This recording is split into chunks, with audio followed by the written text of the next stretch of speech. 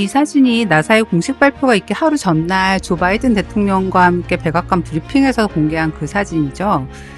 인간이 담을 수 있는 가장 먼 곳에 빛을 담았다고 하는데 가운데 부분의 중력 렌즈 현상이 굉장히 뚜렷하게 보이네요. 네, 그쵸. 이 사진은 지구로부터 46억 광년 떨어진 은하단을 찍은 사진인데 은하단 자체를 보면 그렇게 멀리 떨어져 있는 건 아니에요. 사실 그보단 이 은하단이 만드는 중력 렌즈 효과를 볼 수 있다는 게 중요한 겁니다. 원래대로라면 은하단 뒤쪽에 가려져서 보이지 않는 더 먼 우주의 은하들의 빛이 은하단의 큰 중력에 의해서 휘어져서 우리에게 도달할 수 있게 되는 거죠. 이뿐만 아니라 131억 년 거리의 우주 최초의 천체들을 포함해서 수천 개의 다양한 은하들도 함께 볼 수 있게 됐습니다. 이 사진은 허블이 찍은 이미지와 제임스 웹이 찍은 사진의 비교 이미지인 것 같은데요. 확실히 중력 렌즈 효과도 더 선명하게 느껴지고 뒤쪽의 은하들도 훨씬 잘 보이네요. 사실 이런 게 좀 멋있죠. 인간이 만든 최고의 렌즈로 자연이 만든 중력 렌즈를 통해서 우주의 깊은 곳을 본다. 약간 그런 상징성 같은 거? 네, 맞죠. 인간이 만든 렌즈로 자연이 만든 렌즈를 본다. 방금 그 표현 진짜 멋있는 것 같아요. 맞아요. 그런 점도 이제 백악관에서 이 사진을 가장 먼저 공개한 이유 중에 하나가 아닐까 싶어요.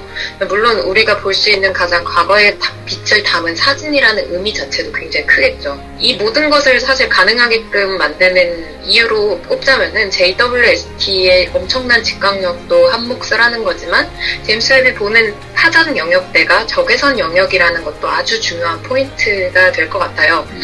거리에 따라서 은하의 스펙트럼은 적외선과 같은 더 장파장 쪽으로 이동을 하기 때문에 적외선 관측에 특화된 JWST가 우주 초기 은하들을 잘 잡아낼 수 있게 되는 거죠. 이 사진은 JWST 망원경이 얼마나 대단한 망원경인지 보여주는데 아주 적합한 사진일 것 같습니다. 제임스 웹이 도착한 다음에 2달 정도 기기의 실운전 기간이 있었잖아요. 그 기간 동안에 한 17가지 정도의 테스트 항목을 거쳤다고 합니다.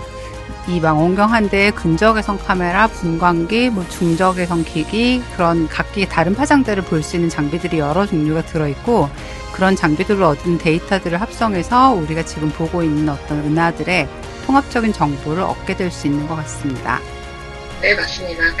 널캠이라는 장비로 찍은 오른쪽 사진을 자세히 보시면 아주 작은 붉은 은하들이 보이실 거예요. 그게 멀리 있는 은하들의 모습이고요. 미리는 널캠과 비슷하지만 관측 파장이 좀 다릅니다. 널캠은 근적외선을 주로 보는 반면에 미리는 중적외선 영역을 주로 관측하고요.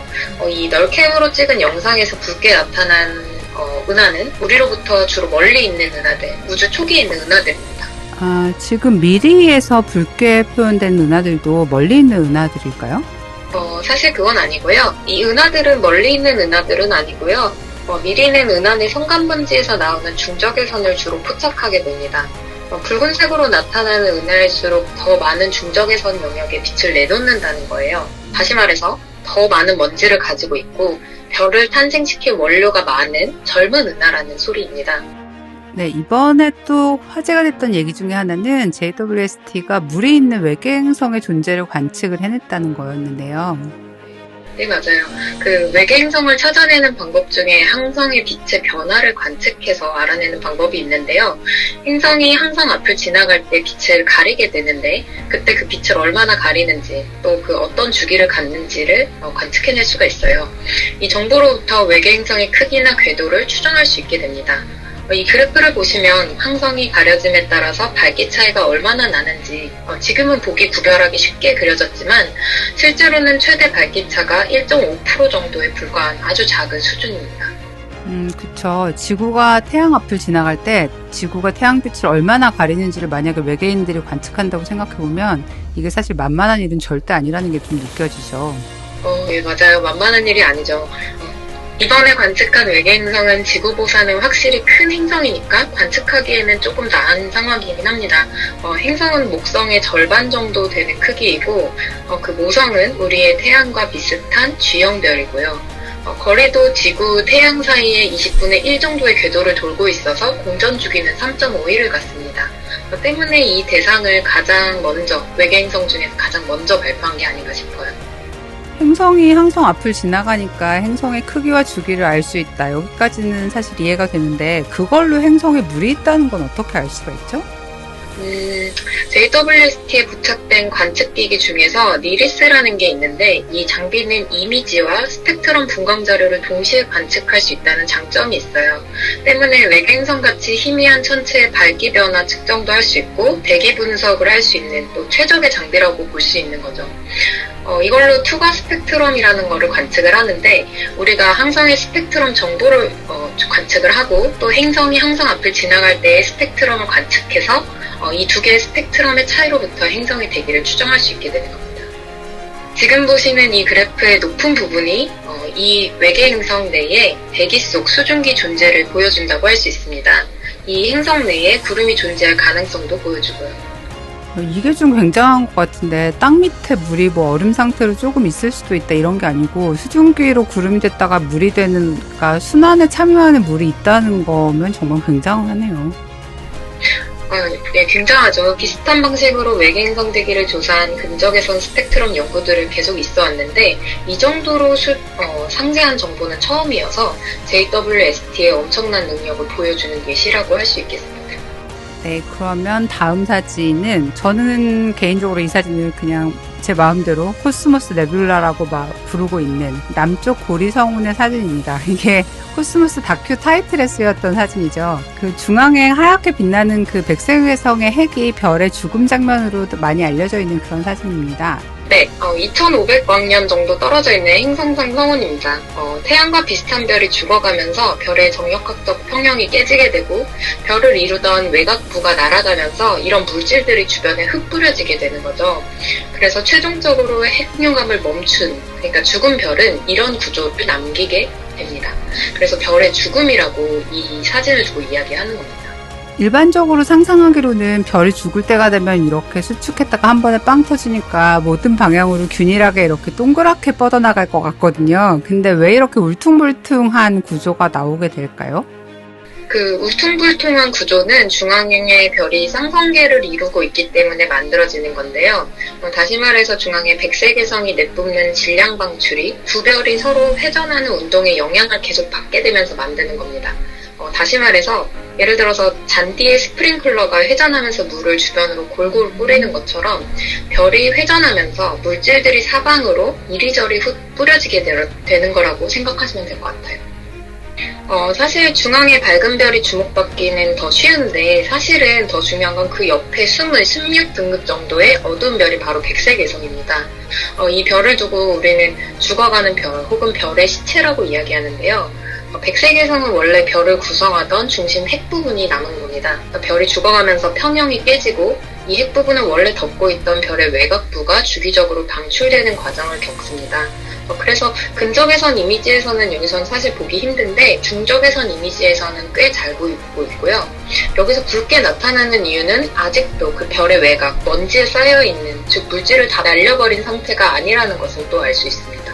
가운데 파랗고 희뿌옇게 돼 있는 부분은 뭘까요? 중앙에 파랗게 퍼져 있는 부분은 온도가 높은 부분인데요. 이온화된 가스 지역입니다. 백색외성의 온도가 10만 켈빈 정도로 매우 뜨겁기 때문에 주변 물질들을 이온화시켜버리거든요.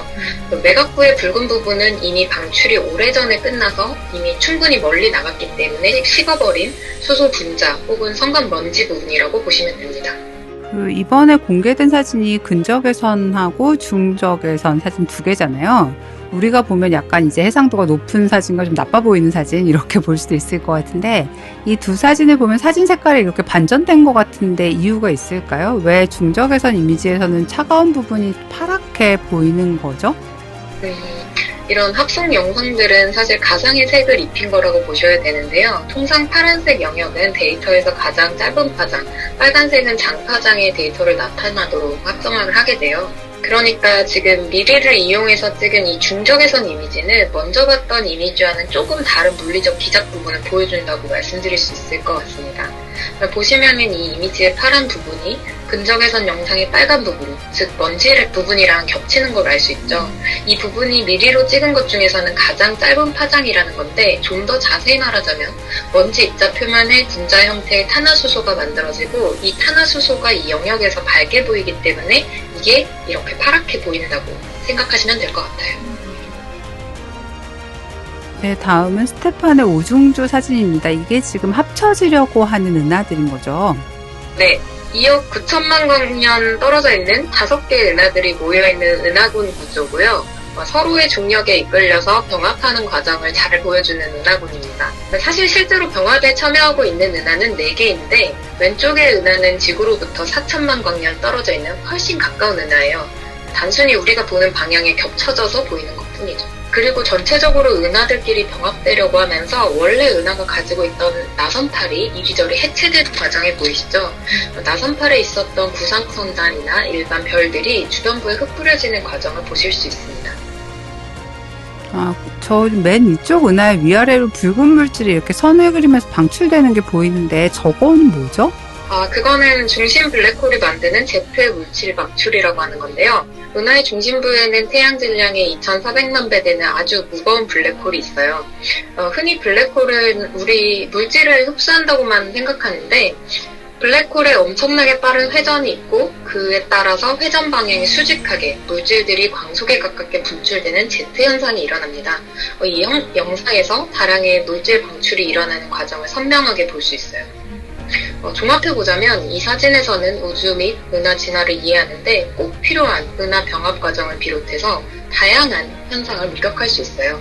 앞으로는 더 다양한 천체들의 정교한 관측이 가능해질 거고 결국에는 우리 우주와 은하의 진화에 대해서 더 많은 걸 알게 될 거라고 기대하고 있습니다.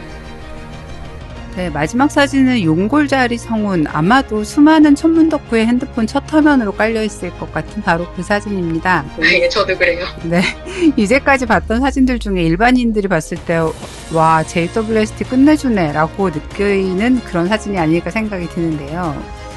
예, 정말 그래요. 이 사진 공개됐을 때 와 하는 소리가 그냥 나오더라고요. 이전에도 허블이 촬영했던 용골자리 성운의 북서쪽 구석 끝부분을 촬영한 사진인데요. 우주 협곡 내지는 우주 절벽이라는 별명으로도 불리는 지역입니다. 말씀처럼 제임스 웹의 집광력과 감도를 과시할 수 있는 사진인 것 같아요. 근데 이게 단순히 장비 자랑이 중요한 게 아니라 그동안의 관측 기기적인 한계 때문에 볼 수 없던 저질량의 별들도 볼 수 있다는 거죠. JWST가 이번에 보여준 영상에서만도 기존에 알려지지 않았던 수백 개의 새로운 별들이 발견되었습니다. 우주에는 질량이 작은 별이 훨씬 많기 때문에 사실 항성진화 연구에서 이 별들을 연구하는 것은 매우 중요합니다. 그동안은 근데 그 한계 때문에 밝은 별들 위주의 연구만 계속되었던 거죠. 이제는 상대적으로 낮은 질량의 별들의 탄생과 진화에 대한 연구도 더 깊게 할 수 있는 시대가 왔다는 걸 보여주는 사진입니다. 근데 새로 태어난 별들은 대체로 좀 뜨겁기 때문에 좀 짧은 파장의 빛을 주로 내지 않을까요? 좀 자외선 영역에 가까울 것 같은데. 네, 그렇긴 한데요.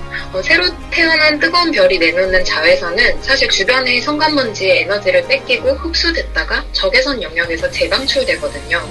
지구에서 관측하는 우리에게는 대기라는 큰 방해물이 있기 때문에 이제까지는 이런 별들을 이만큼 관측하기는 어려웠었죠.